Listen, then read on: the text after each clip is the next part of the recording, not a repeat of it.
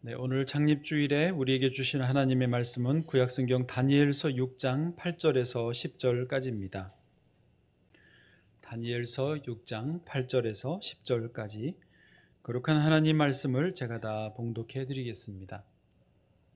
하나님의 말씀입니다.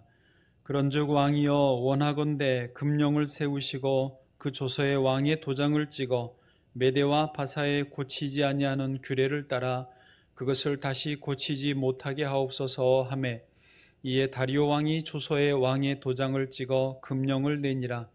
다니엘이 이 조서에 왕의 도장이 찍힌 것을 알고도 자기 집에 돌아가서는 윗방에 올라가 예루살렘으로 향한 창문을 열고 전에 하던 대로 하루 3번씩 무릎을 꿇고 기도하며 그의 하나님께 감사하였더라. 아멘. 우리 교회 창립 제41주년 또 제2의 개척으로 12주년을 맞으면서 우리는 지금 하나님께 감사 예배를 드리고 있습니다. 오늘은 교회 생일이고요. 사람 나이로 따지면 올해가 이제 41살, 부록을 넘어서는 나이가 된 셈입니다. 우리 중에는 초창기부터 있었던 분들도 계시지만 최근에 몇 년 사이에 우리 교인이 되신 분들도 제법 많습니다. 또 사실 저도 제가 오기 전에 12년 전에 있었던 일들은 무엇인지 잘 모르는 게 많습니다. 또 저보다 뒤에 오셔서 최근에 오신 분들은 그 이전의 교회 역사 스토리를 잘 모르시는 경우도 있을 것입니다. 그렇지만 저나 여러분이 우리가 잘 모른다는 것이지 하나님의 역사, 하나님의 은혜가 없었다라는 말이 아닙니다. 다시 말해서 우리가 잘 모른다고 하지만 지난 41년 동안 놀라운 하나님의 역사, 놀라운 하나님의 은혜가 있었기 때문에 교회가 지금까지 유지되고 부흥하고 발전하고 있는 줄로 믿습니다. 또 좀 전에 영상을 보셨는데 영상에서 뭘 보셨나요? 혹시 사람만 보셨다면 혹은 내 얼굴 나왔네 이것만 혹시 보셨다면 10분의 1 정도밖에 못 보신 것입니다. 그 영상에 직접 보이지는 않지만 하나님의 손길, 하나님의 은혜, 하나님의 일하심을 우리는 보아야 됩니다. 그리고 그것을 보셨다면 제대로 본 것이죠. 그렇습니다. 지금까지 지내온 모든 것이 하나님의 은혜입니다. 제가 정말이에요. 그냥 하는 말이 아니고 창립기념주일을 준비하면서 기도하면서 주님이 진하게 저에게 주신 감동이 이것입니다.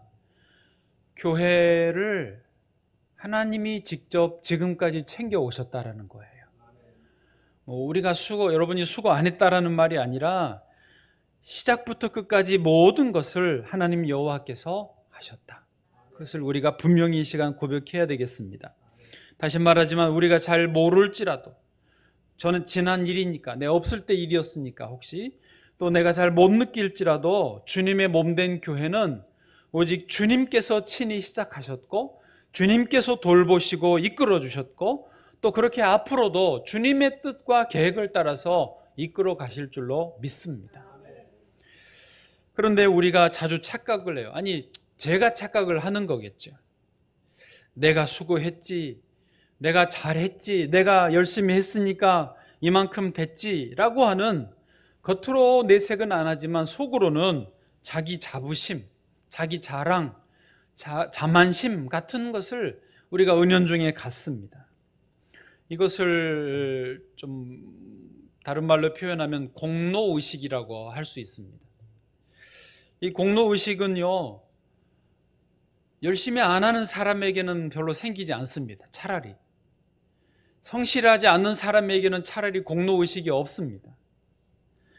열심히 하는 사람, 나름 성실한 사람에게 오히려 무의식 중에 아주 뿌리 깊게 저 보이지 않는 곳에서 자기 공로의식이 생기는 거예요. 왜? 열심히 했으니까요. 그런데 오스왈드 챔버스 목사님이 이 열심이라고 하는 것을 신앙적으로 정리를 해주시는데요. 이것은 열심은 순종의 모조품이다라고 정의를 하더라고요. 열심은 순종이 아닐 가능성이 많고 모조품일 가능성이 많다라는 거예요. 무슨 말이냐면 자기 나름대로 주의 일에 열심히 하는데 자기는 그것을 하나님께 순종이라고 하는데 사실은 자기 만족이고 자기의고 결국은 자기 자랑이고 그게 뿌리 깊은 자기 공로의식이 된다라는 것이죠. 그것은 하나님께 대한 순종이 아니라는 거예요. 하나님이 그렇게 하라고 말 안 하셨는데 자기 멋대로 자기를 희생한다라는 거예요. 그래서 이런 열심은 신앙이 아닙니다. 순종도 아닙니다. 영적으로 잘못된 상태에서 나오는 순종의 모조품이라는 거죠. 하나님의 뜻을 이루려고 하기보다는 자기의 열심을 이루려고 하는 것이죠. 자기 만족이라는 거예요. 그러나 올바른 신앙, 올바른 믿음, 올바른 순종은 구별을 분명히 할 수 있는데 내가가 주어가 아니고 하나님이가 주어가 되신다는 것이죠. 그래서 하나님이 하셨습니다. 하나님이 하십니다. 하나님이 하실 것입니다. 모든 것이 하나님의 은혜입니다. 분명하게 이렇게 고백할 수 있게 된다는 것입니다. 자, 그러면 우리는 무엇입니까? 우리는요, 힘 빼고 하나님께 순종할 뿐입니다. 하나님이 이끌어 주시고 교회 머리 되신 주님이 주관해 주시고 주인이 되시고 우리는 힘 빼고 한 걸음 한 걸음 주님과 함께 동행하면서 순종하는 거예요. 예수님의 제자들도 이것을 훈련받고 깨닫는데 시간이 많이 걸렸습니다. 예수님의 제자 베드로가 예수님께 책망을 들었지 않습니까? 사탄아 물러가라. 아니, 제자가 지금 사탄이 돼버렸어요. 왜 사탄이 됐습니까? 예수님 하신 말씀이 너가 하나님의 일을 생각지 않고 사람의 일을 생각한다. 너가 하나님을 주어로, 하나님을 주인으로 생각하지 않고 사람, 네가 지금 주인이 되어 있지 않느냐. 그래 네가 사탄이라고 말하시는 거죠. 그러시면서 바로 이어서 마가복음 8장 34절에 우리 같이 읽어보실까요? 이렇게 말하셨습니다. 시작. 무리와 제자들을 불러 이르시되 누구든지 나를 따라오려거든 자기를 부인하고 자기 십자가를 지고 나를 따를 것이니라. 아멘. 이렇게 온전히 자기를 부인하고 나를 부인하고 자기 십자가 지고 주님을 따라야 그게 온전한 신앙의 길이라는 거예요. 그게 온전한 순종이라고 말씀하셨던 것입니다.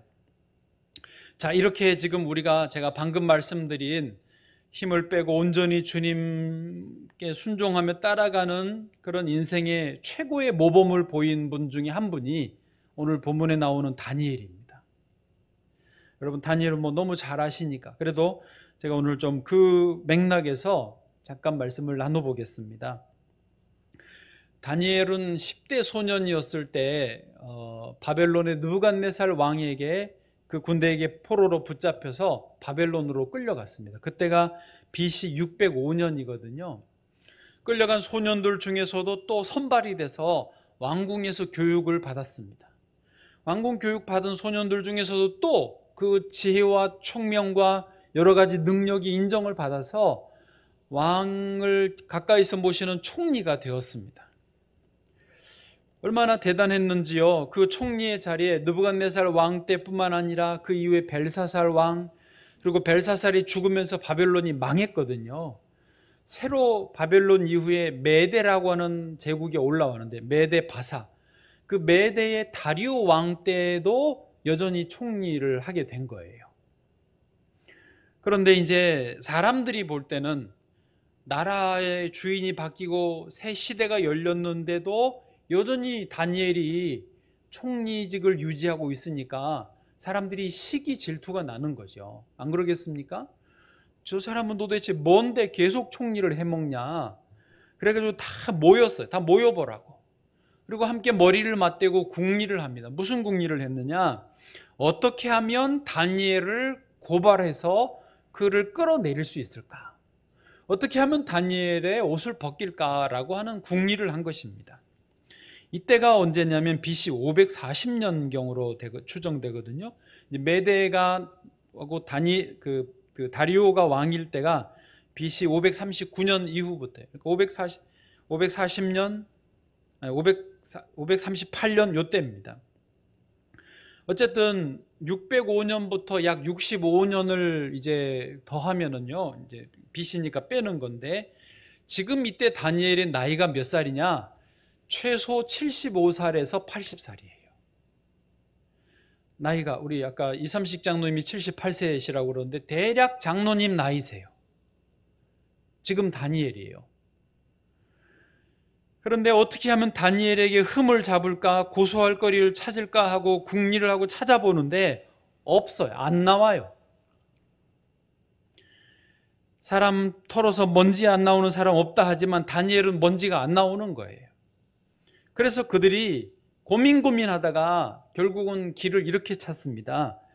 신앙에서 찾자. 다니엘서 6장 5절 말씀입니다. 같이요, 시작. 그들이 이르되 이 다니엘은 그 하나님의 율법에서 근거를 찾지 못하면 그를 고발할 수 없으리라 하고.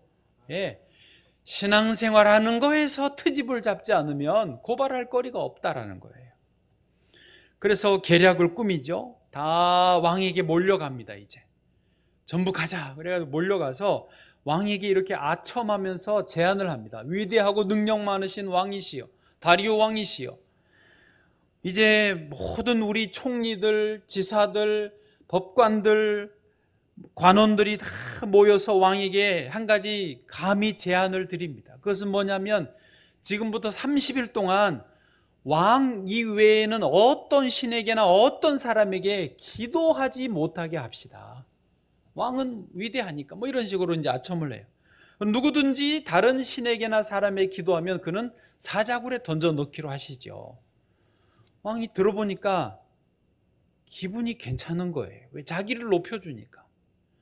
그래서 그것을 금지령을 세우고 조서에 도장을 찍습니다. 8절 그렇게 제안합니다. 같이요, 시작.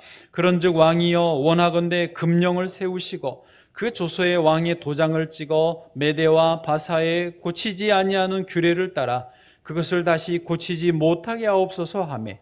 9절 제가 읽습니다. 이에 다리오 왕이 조서에 왕의 도장을 찍어 금지령을 내니라. 아멘. 자, 이제부터는 한 달 동안은 누구도 왕 이외에 누구에게 기도라고 하는 것을 못하게 됐습니다. 그런데 다니엘은 이 상황을 너무 잘 알죠. 총리 3명 중에 자기가 우두머리 총리인데 다른 두 총리와 밑에 120 지사들과 총독들과 감독들이 이것을 모략을 꾸민 걸 왜 모르겠습니까? 금령이 내린 것도 다 압니다. 그러면서도 다니엘은 늘 하던 대로 자기 집 예루살렘으로 향한 열린 창문을 열고 하루 3번 기도를 합니다. 이게 오늘 본문 10절이죠. 한번 여러분 상상하시면서 읽어보시죠. 시작. 다니엘이 이 조서에 왕의 도장이 찍힌 것을 알고도 자기 집에 돌아가서는 윗방에 올라가 예루살렘으로 향한 창문을 열고 전에 하던 대로 하루 3번씩 무릎을 꿇고 기도하며 그의 하나님께 감사하였더라. 아멘. 자, 여기서 우리는 다니엘의 신앙이, 다니엘의 그 믿음이 자기 열심인지 하나님을 향한 온전한 순종인지를 확인할 수 있습니다. 구분할 수 있어요. 다니엘은 진심으로 자기가 지금까지 지내온 모든 것, 총리직을 유지하고 이제 80이 다 되도록까지 하나님이 지켜주시고 높여주신 이 모든 것이, 그리고 이후에 자기가 죽을 때에도 하나님 자기를 붙들어 주시는 이 모든 것이 오직 하나님이라고 하는 믿음의 고백을 합니다. 스스로 증명하는 거예요. 그 기도 금지령 때문에 사자의 밥이 되게 생겼어도 하나님 앞에 드리는 기도와 감사를 멈추지 않는 거예요. 왜요? 지금까지 지내온 거, 앞으로 내가 살든지 죽든지 어차피 하나님이 하시는 일이다. 여러분, 거꾸로 내가 했다라고 생각하면 그 상황에서 기도를 못합니다. 내가 했는데 내가 이거 하다가 죽게 생겼으니 내가 멈추면 되잖아요. 그러나 하나님이 주어이시기 때문에 멈출 수도 없고 멈출 필요도 없는 거예요. 어차피 사람들보다 왕보다 위에 하나님이 계시니까요. 이 믿음의 고백을 하는 거예요. 시편 48편 14절을 다니엘의 시편은 아니지만 다니엘이 이런 고백을 할 것 같아요. 같이요, 시작. 이 하나님은 영원히 우리 하나님이시니 그가 우리를 죽을 때까지 인도하시리로다. 아멘. 할렐루야. 이게 다니엘의 고백입니다. 다니엘의 순종은요, 모조품이 아니에요. 자기 열심이 아니에요. 자기의 성실함이 아니에요. 하나님을 향한 온전한 믿음의 고백을 삶으로 몸으로 하는 것입니다. 이 하나님은 영원히 나의 하나님이시니 그가 나를 죽을 때까지 인도하시리로다. 오늘 이 말씀, 이 본문에서 저와 여러분이 한 가지만 배우기를 원합니다. 분명히 고백하고 따르기를 원합니다. 여러분, 모든 것은요, 하나님이 친히 이끌어주고 계십니다. 그렇기 때문에 저와 여러분은 한 걸음씩 한 걸음씩 하나님의 인도하심을 그냥 따라가기로 하는 것입니다. 교회 창립 41주년을 맞았고요. 앞으로 50주년, 60주년, 100주년을 맞을 수 있습니다. 그것을 위해서 우리가 지금 무슨 대단한 일을 할 필요가 없습니다. 사실 우리는 대단한 일을 할 능력도 없습니다. 우리는 인생일 뿐이에요. 그러나 우리가 할 수 있는 일은 뭐냐면 매일매일, 매주, 매달, 매년 하나님의 인도하심에 한 걸음씩 한 걸음씩 힘 빼고 따라가는 것은 할 수 있습니다. 그게 온전한 순종이고 하나님이 주인이시고 하나님이 영광 받으시는 올바른 믿음의 길인 줄로 믿습니다. 다니엘은 그런 면에서 정말로 좋은 모델을 제시해주고 있지 않습니까? 여러분, 지금 나이 80이에요. 80에 정해진 대로 매일매일 하나님 앞에 나와서 기도를 합니다. 그런데 여러분, 다니엘이 매일 3번을 1시간씩 그렇게 기도했다라고는 오해하진 않으셔도 돼요. 왜냐하면 현직에 있는 총리이기 때문에 시간이 바빴을 거예요. 그래서 하루 3번, 새벽과 오후 3시와 저녁에 기도를 하는데 어떤 날은 1분씩밖에 못했을 수도 있고 어떤 날은 시간이 돼서 30분, 1시간씩 엎드려 있었을 수도 있습니다. 5분씩밖에 못했을 수도 있어요. 그러나 어쨌든 자기는 정해진 시간에 정해진 자리에서 꾸준하게 힘 빼고 하나님 앞에 모든 것이 하나님의 손에 있습니다. 이 나라도 나의 살고 죽는 것도 그 모든 일들도 전부 하나님의 손에 있습니다 하면서 매일매일 3번을 그냥 꾸준하게 기도를 하는 거예요. 멋지지 않습니까? 여러분, 저와 여러분이 그렇게 되기를 원합니다. 유대인들이요, 이 다니엘의 기도를 본받아서 우리 조상 다니엘이 그렇게 기도했다. 우리도 매일 3번씩 기도하자 그래서 정통 유대인들은요, 지금도 2000년이 지난 지금도 매일 새벽과 오후 3시와 저녁에 기도를 이어가고 있습니다.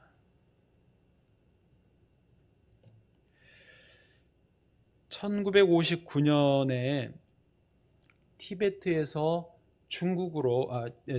이제 중국이 티베트를 침략할 때 그 중국의 침략을 피해서 80이 넘은 노스님이, 티베트 스님들이 많잖아요. 히말라야를 넘어서 인도로 건너왔습니다. 근데 인도 사람들이 깜짝 놀란 거예요. 나이가 이렇게 많으신데 80이 넘은 노스님이 이 히말라야 산을 특별한 어떤 그 장비도 없이 혼자서 넘어왔다는 게 대단한 거예요. 그래서 질문을 드렸습니다. 어떻게 그 나이에 그토록 험준한 히말라야를 아무 장비도 없이 맨몸으로 넘어올 수 있었습니까? 그러자 이 노 스님이 대답을 이렇게 했습니다. 한 걸음 한 걸음 걸어서 왔지요. 여러분, 만약에 노 스님이 아니고 젊은 스님이었다면 그 산을 못 넘어왔을지 모릅니다. 오다가 지쳐서 아니면 추위에 굶주림에 쓰러져서 못 넘어왔을지 몰라요. 그 말이 뭔 말인지 이해를 하실 수 있을 거예요. 사실은 저도 최근에 비슷한 것을 깨닫습니다. 저도 이제 나이가 들어가나 봅니다. 죄송합니다, 장로님. 등산을 하면서 관악산은 뭐 늘 일주일에 한두 번씩 가고요. 얼마 전에 월요일에는 도봉산을 갔어요. 관악산도 악자가 들어가서 상당히 험한 산인데 도봉산도 만만치 않더라고요. 막상 가보니까 Y 계곡이라고 하는데요. 완전히 장난이 아니더라고요. 사지를 다 써야 돼요. 이게 하여튼 도봉산도 그렇고, 또 작년에 가을에는 월요일에 지리산 천왕봉을 다녀온 적이 있습니다. 그런데 이 길들이 생각보다 험해요. 산이라는 데가. 요즘에는 이제 데크를 깔아서 계단을 다 만들어 줘서 그런 데는 차라리 괜찮은데요. 그렇지 않은 데는 이 돌을 짚고 이제 올라가고 내려오고 해야 되는데 상당히 위험하고 또 금방 지치는 경우가 많습니다. 그런데 제가 제 나름대로 요즘에 터득한 비결이 있어요. 알려드려요. 그게 뭐냐면 한 번에 발을 너무 무리해서 딛지 않는 거예요. 그러니까 돌과 돌이 이제 막 자연으로 놓여 있으니까 이렇게 위치가 다 높이가 다르거든요. 그러면 왼발을 이쯤에서 디뎠으면 그 다음에 바위가 여기 있으면 너무 턱이 높잖아요. 그러면 여기를 무리해서 안 딛고 중간에 이쪽이 옆이든 딛고서 그 다음 발을 딛는 거예요. 그러니까 한 발 한 발 디딜 때 무리되지 않는, 아주 잔발을 떼듯이 보폭을 좀 짧게 해서 가볍은 힘만 들여서 그 다음 발을 디딜 수 있는 정도만 딛는 거예요. 그렇게 차근차근 한 걸음씩 내딛는 것입니다. 그러다 힘들면 잠시 앉아서 물 한 모금 먹어요. 십자가 밑에 내 영혼이 쉰다고. 아까 찬양 가사처럼 말이에요. 잠깐 쉬는 거예요. 그리고 또 힘내서 또 걸어가고. 그렇게 주님과 함께 걸어가듯이 한 걸음 한 걸음 가요. 근데 신기한 게 뭔지 아세요? 그렇게 힘 안 들이고 한 걸음 한 걸음 가는데 어느새 내가 산 꼭대기에 도착해 있는 거예요. 신기하지 않아요? 밑에서 척 쳐다보면 꼭대기가 잘 안 보입니다. 혼자 생각할 때 저기로 언제 가지? 또 갈 때마다 빨리 가려고 무리하려고 막 너무 이렇게 보폭을 키우거나 속도를 내면 금방 지칩니다. 그런데 그런 거를 다 빼고 그냥 목표는 분명히 저기 정해 놓고 방향은 정하고 한 걸음 무리 안 하고 천천히 한 걸음씩 딛는데요. 신기합니다. 어느새 내가 산 정상에 가 있는 거예요. 여러분 신기하지 않으세요? 앞에만 보고 한 걸음 가는데 어느새 꼭대기에 가 있다니까요. 신기하지 않으세요? 이거 진짜 신기한 일이에요. 제가 이제 나이가 들었나 봐요. 제가 청소년 중학생 때 삽질을 이렇게 밭에 가서 아버지하고 도와드린다고 하는데 제가 막 이렇게 하니까 그때 힘이 막 주체를 못 하잖아요. 중학생이니까 막 발로 밟아가지고 던지고 막 하니까 아버지가 옆에서 가만히 있다 그러시는 거예요. 그렇게 하다 금방 지친다. 힘을 빼고 한 걸음씩 걸을 수 있으면 그게 이제 지혜가 생긴 거예요. 연륜이 생긴 거예요. 우리 교회가 41살입니다. 힘 빼고 이제 천천히 주님 뜻 따라서 순종하면서 갈 수 있어야 멀리 가고 제대로 갈 수 있습니다. 사실 코로나 상황을 경험하면서 저는 마음이 많이 힘들었습니다. 코로나 이전부터 시대가 지금 바뀌고 있다 이걸 계속 감지는 하는데 뭘 어떻게 해야 될지를 모르겠네요. 왜냐하면 닥치지는 않으니까 당장. 그런데 코로나가 오면서 이 상황들이 현실로 닥쳤어요. 아까 영상 보셨어요? 2019년도까지는 그래도 창립기념주의 사람들이 모이는데 작년에는 없어요. 사람들이 몇 분 앉아서 예배를 드렸어요. 이제 이런 상황이 앞으로도 계속 지속될 수 있고 또 앞으로 얼마나 많은 상황들이 충격적으로 다가올까 저는 사실 고민이 많습니다. 동네 주민들도 지나가시다가 교회 앞에서 저를 만나면 목사님 요즘 많이 힘드시죠? 교회 요즘 어렵죠? 어떻게 하세요? 걱정을 해주세요. 그래서 제가 그런 대로 괜찮습니다. 말 그대로예요. 그런 대로 괜찮습니다. 그게 정확한 대답이고 감사합니다라고 해요. 그런데 앞으로 더 어떻게 하지? 이게 저에게 고민입니다. 그러나 우리에게는 이미 답이 있습니다. 길이 있습니다. 특별히 예수님이 우리의 길이시지 않습니까? 요한복음 14장 6절 같이요. 시작. 예수께서 이르시되 내가 곧 길이요 진리요 생명이니 나로 말미암지 않고는 아버지께로 올 자가 없느니라. 아멘. 예수 그리스도가 길이십니다. 할렐루야. 우리 주 예수님이 길이요 진리요 생명이십니다. 그러므로 우리는 예수님 길이 있고 이제 그 예수님 길 따라서 한 걸음 한 걸음 힘 빼고 따라가면 어느새 목적지에 소원의 항구에 도달하게 된다는 것입니다. 아멘.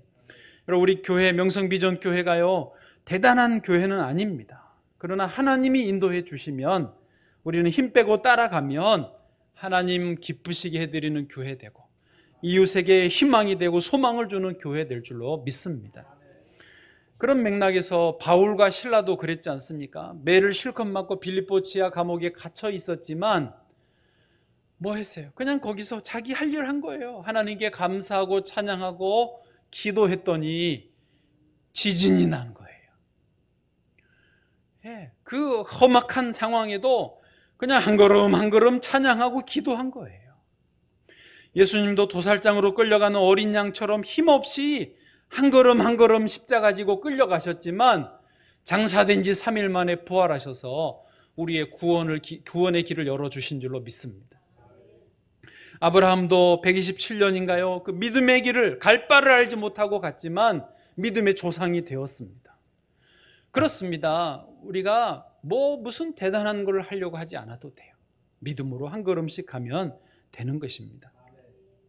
우리 성도님들도 이렇게 한 걸음씩 인생을 살아가시기를 축복합니다. 특별히 젊을수록요 이게 힘 빼고 걷는 게 쉽지 않아요.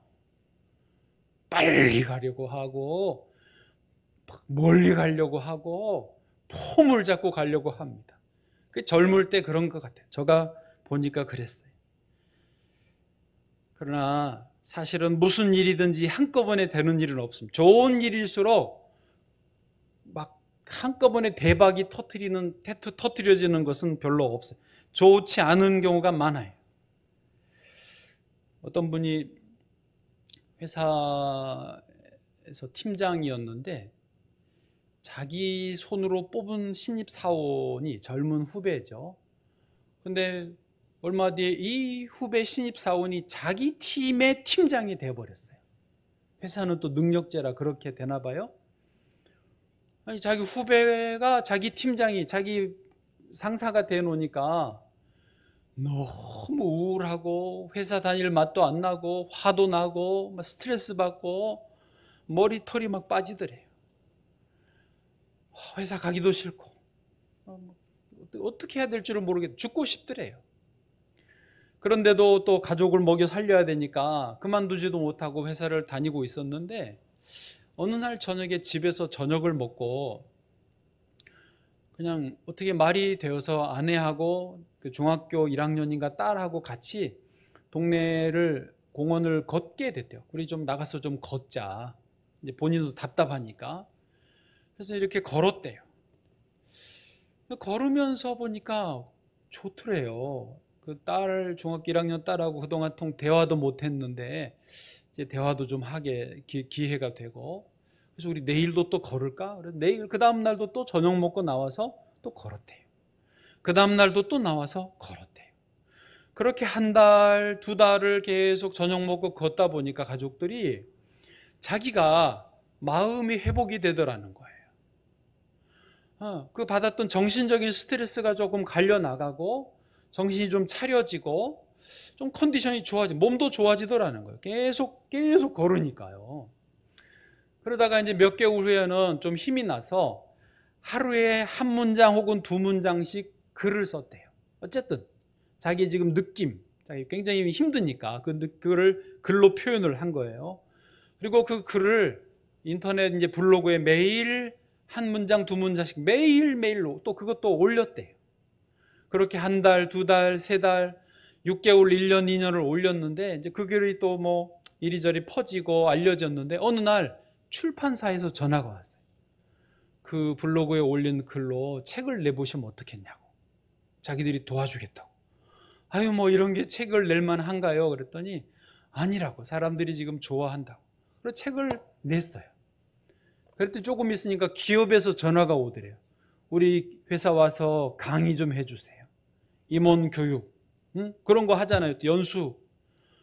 그래서 다니면서 강의를 했어요. 지금은요, 회사 다닐 때에 받은 연봉보다 3배, 4배를 더 받는데요. 여기 또 반응이 없으시네. 지금은 여기에서 더 나가가지고요, 이렇게 그냥 매일매일 꾸준하게 한 걸음씩 하는 거를 그런 그룹들을 모아요. 그래서 자기 카톡방에 여러 개가 있다. 어느 카톡방은 하루에 영어 한 문장씩 외우는 카톡방. 그런 사람들을 모아서 하는 거예요. 어디는 하루에 책 3페이지씩 읽기로 하는 카톡방. 우리처럼 매일 성경 한 3장씩 읽고 나누는 카톡방. 별 카톡방들이 다 아침 6시에 일어나는 카톡방. 그래서 매일매일 그거를 하는 거예요. 그러면서 자기처럼 매일매일 처음에는 걷기만 시작했는데 인생이 이렇게 절망에서 소망으로 바뀌었다라고 하는 그런 고백들을 많이 하게 됐다라는 것이죠. 여러분 그렇습니다. 우리가 영어 공부를 해도요, 사실은 매일매일 해야 됩니다. 무슨 운동을 해도, 다이어트를 해도, 사실은 기도를 해도, 우리 신앙생활도 어찌 보면 우리 인생도 좋은 거는요, 한꺼번에 아니에요. 한 걸음 한 걸음씩 가야 되는 거예요. 할렐루야. 다시 말하지만 이 한 걸음씩 한 걸음씩 가는 게 어렵습니다. 쉽지 않아요. 아직 젊고 아직 내 혈기가 있고 내가 주인이 되면, 내가 주어가 되면 안 됩니다. 한 방에 해버리려고 그러지. 이거까지 거 하면서 말이죠. 그러나 내가 아니고 하나님이 주인이시면 주님 인도하시는 대로 내가 따라가겠습니다. 힘 빼고 따라가게 되는 것이죠. 여러분 다시 말하자면 그 노 스님이 아니고 젊은 스님이었으면 히말라야에서 죽었어요. 힘 빼고 걸어서 한 걸음씩 한 걸음씩 왔지요 해서 넘어온 거예요. 여러분 우리 교회가 이제 하나님 앞에서 앞으로도 또 어떤 어려움이 있을지 모르지만, 어려움이 왜 없겠습니까? 시대가 앞으로 어떻게 변할지 저도 참 암담합니다만은 이제는 걱정을 안 하게 됐습니다. 길이 되신 예수님 따라서 한 걸음 한 걸음 가면 어느새 우리가 정상에 있을 것입니다. 여러분도 우리 사랑하는 자녀들도 한 걸음씩 한 걸음씩 가요. 힘 빼고 가요. 어느새 주님께서 영광스럽게 높여주시리라 믿습니다.